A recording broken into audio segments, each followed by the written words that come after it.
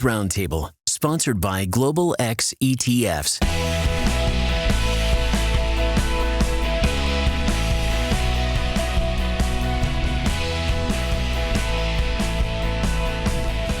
Welcome to Barron's Roundtable, where we get behind the headlines and prepare you for the week ahead. I'm Jack Otter.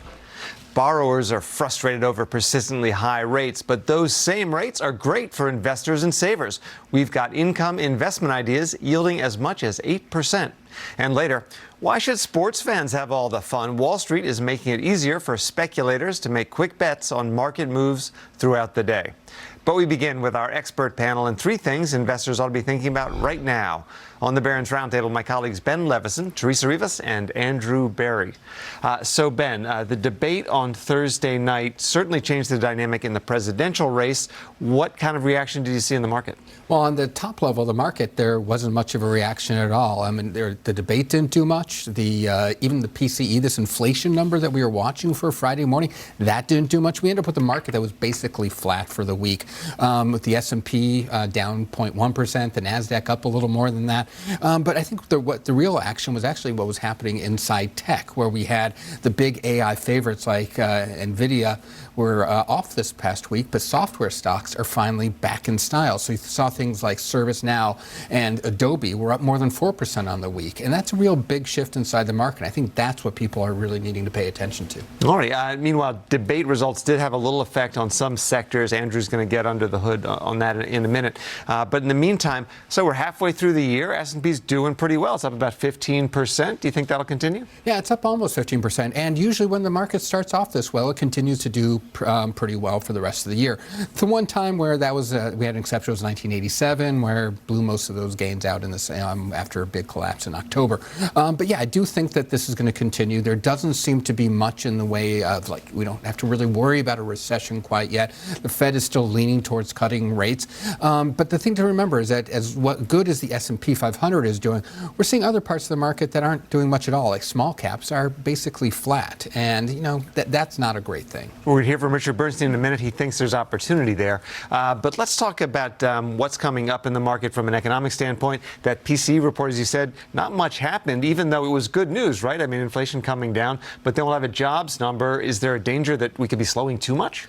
Oh, I don't think we're going to get that from this number. We're expected to see about 190,000 jobs added, unemployment staying around 4%. And I think if we get that kind of number, the Fed will be happy with it and would probably keep leaning towards this cut. The worry, though, now is more about the slowing economy. I don't think it's going to happen, but as much as we talk about interest rates, I think that's what people are really paying attention to now is the other economic data. All right, Andrew, take us under the hood of the market. You looked at sector by sector results after the debate last night, and you saw some impact. Yeah, I mean, the stock market's a cold-blooded creature. It's always trying to anticipate the future. And what it's sensing now may be a Trump presidency. And what you saw Friday were some industry groups that stand to benefit from a Trump win were higher, and those that stand to lose were actually declined. So you saw bank stocks, for instance, were up about 1.5%, 2%, including J.P. Morgan, Bank of America, Wells Fargo. You could have a less onerous regulatory environment under a Trump administration. You saw steel stocks were higher, like Nucor. He likes tariffs. He likes the steel industry. Steel stocks could benefit. Managed care and some healthcare stocks were higher. You could see a little bit less onerous reimbursement and other issues, and also less pressure on drug prices. You saw Humana and United Healthcare were higher. Also, you saw takeover stocks were higher, like Discover, which was one of the biggest stocks gainers in the S&P today. So you're seeing potentially a less onerous antitrust environment if Trump wins. The bond market took a bit of a hit, as did utilities. Is that a fear that tariffs or other policies could be inflationary? Well, you saw, and among the losers you saw were like some of the green energy stocks were down, like First Solar was down because he's been very critical of all the subsidies that the Biden administration has basically put out for renewable energy. And you also saw higher interest rates, and potentially if the Trump tax cuts are extended past 2025, you could widen the deficit, which is now running around, $2 trillion a year, and that could be inflationary, and maybe the bond market's sensing that right now. All righty.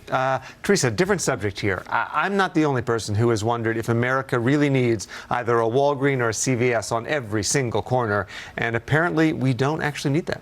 That's true. So Walgreens, unfortunately, had a very bad week this week. They announced they're going to close possibly thousands of underperforming stores. As you note, they have a lot of them around the country, but they're simply not making money a lot of times. And the CEO actually came out during their earnings call to say that the model is just broken. So where do we go from here? I mean, that stock has been absolutely clobbered. It was nearly $100 at one point. It's trading about $12 now. Does it continue to fall, in your opinion? So the stock actually hit a 27-year low this week, and it's been brutal, to be honest. And it's hard to see where they go from here. The CEO's comments really sum it up, that there are fundamental problems with the industry. Not only are we seeing smaller reimbursements for the drugs they sell, but foot traffic is lower too, and they're backing away from their clinics. So there's no easy fix here. Yeah, and then there's also the drug issues, the way we pay for drugs through our insurance companies. But retail in general is tough. We just saw Target and Amazon start to look into ways to get creative to try to drive more traffic. Exactly. So one way that you get people shopping is you have the things they want for a low price, and that's what we're doing. We're seeing Amazon trying to compete with Temu and other low-cost Chinese providers, and Target obviously can't do the same thing. So they've partnered with Shopify to expand their third-party marketplace and bring some of those items in store as well. Alrighty, I guess ultimately good news for shoppers if prices keep on going down. Thanks, Teresa. Why AI might not be such a great investment idea. Investment strategist Richard Bernstein on what will really drive the market for the rest of 2024 and far beyond. Next. Everyone's talking about AI, but there might be more powerful forces moving the market. Here to explain is Richard Bernstein, Advisors CEO, Richard Bernstein himself. Richard, thanks for coming by the show. Great, Jack. Thank you. Conventional wisdom is that the only thing in the market right now is the artificial intelligence stocks, NVIDIA for the most part. But you say that's actually not where investors ought to be looking if they want to understand what really will be good over the next couple of years. Yeah, I think, Jack, a much better theme is deglobalization. This is kind of punching everybody in the face right now, and people haven't woken up. You know, we see what's going on in Eastern Europe. We see what's going on in the Middle East. We see what's going on in our relationship with China, Africa, Latin America. The world is changing. And that's important because globalization was huge in that it increased competition around the world, right? And we all know increasing competition puts downward pressure on prices. Sure. And so we had secular disinflation and secularly falling interest rates. But now the other side of that was the United States now runs a massive trade deficit, right? Because it was easier to produce abroad than it was in the United States. And cheaper. And cheaper. So the way I think about this is everybody understands the national security implications of the United States being dependent on the rest of the world for semiconductors, but we don't seem to understand the national security implications of being dependent on the rest of the world for everything, for absolutely everything. And so this story is a story of the reindustrialization of the United States. You can call it nearshoring, friendshoring, reshoring, infrastructure, anything you want to call it. It's all the exact same theme, and we think it's a very, very powerful force. Okay, all of that said, for the stock investor, even looking at an index fund, right? NVIDIA, I think, is 30% of this year's S&P returns. Throw in Microsoft, you're probably close to half of it. What would it take to change that dynamic? So, Jack, I would suggest that people look at the stock market as a seesaw right now. We've got like 7 stocks on one side, or 5 or 2 on one side, and we have everything else in the global equity market on the other side of the seesaw. And the way I describe it to people is, are there really only 7 growth stories in the entire world? No, of course not. There's tons, and people are overlooking them. So I think if you're in an index fund, you're going to be very concentrated in those 5 or 7 stocks. You're going to be missing the opportunities on the other side of that seesaw that I described. We think that's where the opportunity is. We think that that universe of opportunity is historically broad, almost a once-in-a-generation opportunity. So nobody ever made money by buying what everybody else has been buying, and yet it's so painful to buy the stuff that everyone hates where the opportunities are. Absolutely. What would cause, small stocks have been cheap or at least lagging for a long time. Right. What would cause that to change? Well, they have been cheap, but I think the difference now is the fundamentals are starting to change. And if you look at analyst estimates for all the stocks around all the world, around the entire world, you'll find by the end of 24, beginning of 25, both small cap stocks and emerging market stocks are forecasted to grow faster than the Magnificent Seven. To earnings growth? To earnings growth, okay. Absolutely. So we've now got a cheap set of stocks whose fundamentals are improving way more than people think. Wow. What would be other ways, if I buy your globalization theme, de-globalization theme, which I do, what are other things to buy? What other sectors maybe would benefit from that? So I think the really big story is in small and mid-sized industrial companies here in the United States.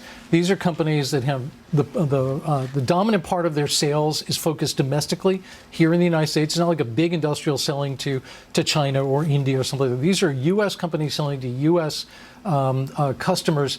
And they're the heart and soul of this reindustrialization scene. Look, you're not going to light up a party telling people that you're buying a ball bearing company or a wire company or something like that. But that's really the nuts and bolts, if you will, of this reindustrialization theme. What are the economic implications in the last 30 seconds of all this? It sounds to me as if this could be the opposite of globalization from a price perspective. It could be inflationary. Absolutely. I think, look, everybody knows that around the world now we're starting to get nationalistic tendencies. We could argue all day long, is that good or bad? Not my day job, I don't care. But nationalism is the opposite of globalization. And whereas globalization increased competition, put downward pressure on prices, nationalization closes off competition and increases prices. It's one way or the other. Exactly. This is the trend. Thanks very much, Richard Bernstein. Thanks for having me. Learn to love high rates. There are opportunities in the market right now thanks to the Fed's aggressive hiking campaign. We'll tell you how to make it. For more than a decade, investing in bonds virtually guaranteed you'd lose purchasing power to inflation. One famous investor called bonds return-free risk.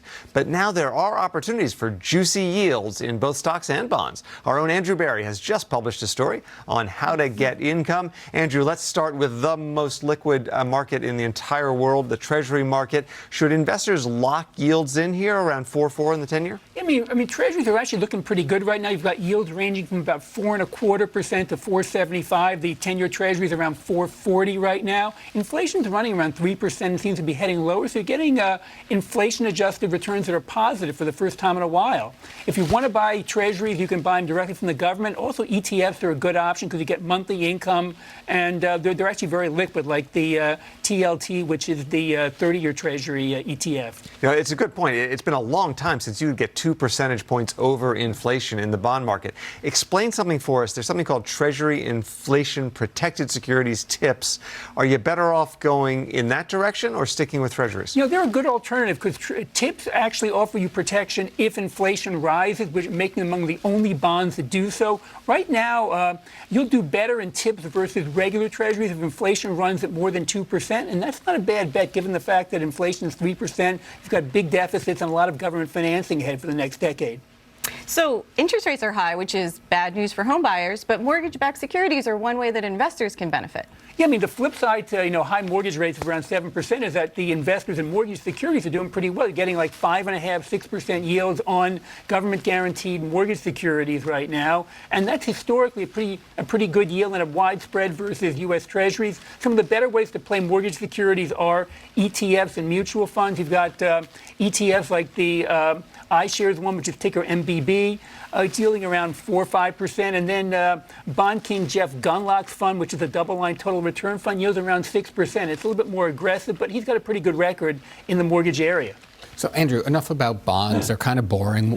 Where can I find income in stocks? Well, there's a lot of income in stocks. The S&P 500 is only yielding around 1.5%, but you can get 3% yields on a lot of different stocks and ETFs and mutual funds right now, like Target yields 3%. A lot of the consumer names like PepsiCo yield 3%. Banks are yielding around 3% right now. You've got a bunch of ETFs like Vanguard has one, ticker VYM. Schwab has one.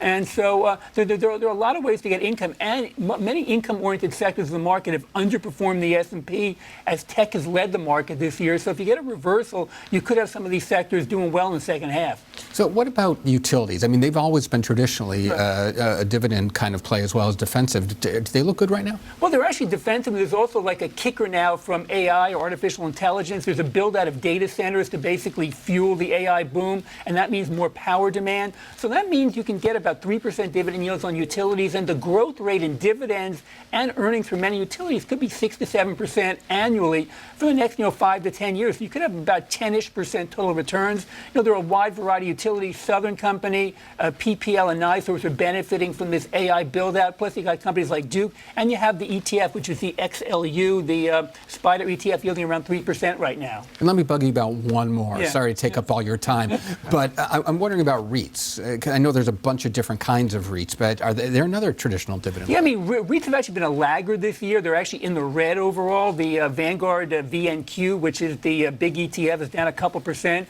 And REITs have actually been trailing the market for a couple years in a row. You're getting about 4% yields right now. Plus, you get some inflation protection because real estate should be a bit of a hedge if you do get.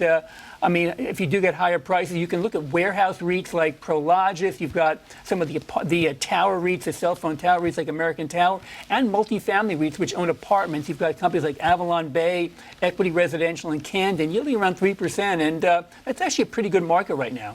One interesting income play are pipelines, sometimes in the form of master limited partnerships, sometimes just as corporations. And those yields can really get up there to about 8%. Tell us about those. Yeah, you've got like almost 5 to 8% yields. It's actually been a very strong sector this year and last year, so they're not quite as cheap as they once were. But you've got companies that are like structured as MLPs. You've got Energy Transfer Enterprise Products, which yield more than some of the companies structured as corporations, which are like Kinder Morgan and Williams. But there's good dividends and reasonably good growth, and I think fossil fuels are going to be around for quite a while, particularly natural gas, where there's growing demand here in this country because of the build-out of all these liquefied natural gas plants. So that's benefiting Williams and the gas pipeline companies in particular. Yeah, MLPs can get a little tricky at tax time with this K1 form, but some people still like them. On the tax advantage side, however, you're not a big fan of municipal bonds right now. Well, muni bonds are kind of, I would say, good, not great. The yield spreads versus treasuries are not historically attractive, but credit quality is very good. You're talking about 3 to 4% yields, which are actually tax-free. And if you get potentially higher tax rates, if the Trump tax cuts expire, that'll make munis relatively more attractive. Alrighty, thanks. You are a font of wisdom, as always, Andrew Berry. Meanwhile, Teresa and Andrew have a pair of investment ideas, and Ben shares a new way to place a wager on the market. Stay right there. So, Ben, now you can bet right in the middle of a game on sports. I don't know, is the U.S. going to get another red card against Uruguay or whatever? Wall Street's jealous, I think. And so now you can, in the middle of the market day, make a bet on where the S&P will finish the day or another index will finish the day. Tell us about this. Yeah, I mean, I think you're right. The stock market used to be really the only legal way to gamble unless you went to Las Vegas. But now it's really losing its place to people who are betting on sports. And so, what's going on is that we have these zero-dated options. They're options that expire at the end of the day, and they make it very easy to place a bet on whether the market's going to rise or fall. They're only available on indexes right now, so the S&P 500, the NASDAQ, things like that. But they make it very simple to just go in there and play it, make a bet on what's going to happen to the market. They've gotten very popular. They're about half the volume of the S&P 500 index options now. Wow. And so, and they're great way, like if you're a day trader. I used to be a day trader, and if you want to just try to make money on market moves, this is a great way to do it because you don't have to put up a lot of money. The options give you a lot of leverage, so you could get a 1% move in the market and get a 10% return. And so this is really just a fun way to bet, as long as you realize that there's also some risk there. Among other things, you lose 100% of the money you put down. It's not like it goes down 10%, you lose 10%, right? That's right. It's a lot like buying a lottery ticket where, you can scratch off and, if you win, great. If not, there goes your dollar, except these are bigger sums of money and they're, they can pay off. But if they don't, that's it. Your cash is gone. And that's, I think, the big difference between something like the kind of day trading I did way back when, where, you could lose money, but you limit it and you don't lose all your money. You still have some left there. But this, you have to be very careful on the risk control. Otherwise, you could lose a lot of money very quickly. I will not be doing this in my 401k. Oh, come on, Jack. Yeah, no, not happening. Let's go to Andrew, though. You've got a really interesting contrarian idea for an actionable idea. Yeah, I got a weakness for value stocks, and one of them is Volkswagen, which just this week announced an investment in Rivian. It's a super cheap stock right now. The U.S. shares are trading around 11. It's about 3 times earnings. It's got most of its big stake in Porsche, which is worth almost the entire market value, and a lot of cash. So it's an interesting speculation on the auto industry right now. We'll see if they can learn something from Rivian. Those trucks look cool, and they're interesting. You can buy a Rivian for about $80,000, and apparently they cost $120,000 to make. So there's some more arbitrage for you. Teresa, what's your idea? Well, we've all heard of Honeywell. It's a major industrial company. They make everything from conveyor belts to airplane engines. They're a very steady Eddie kind of company, but for the past few years, they've kind of languished. However, the good news is now you can buy them very cheaply. And their new CEO, who joined last year, he seems to have a credible path forward to 10% earnings. So between cost savings and acquisitions, it could reaccelerate. Two value ideas. Thanks very much, guys. To read more, check out this week's edition at Barrons.com. And that's all for us. We'll see you next week on Barron's Roundtable.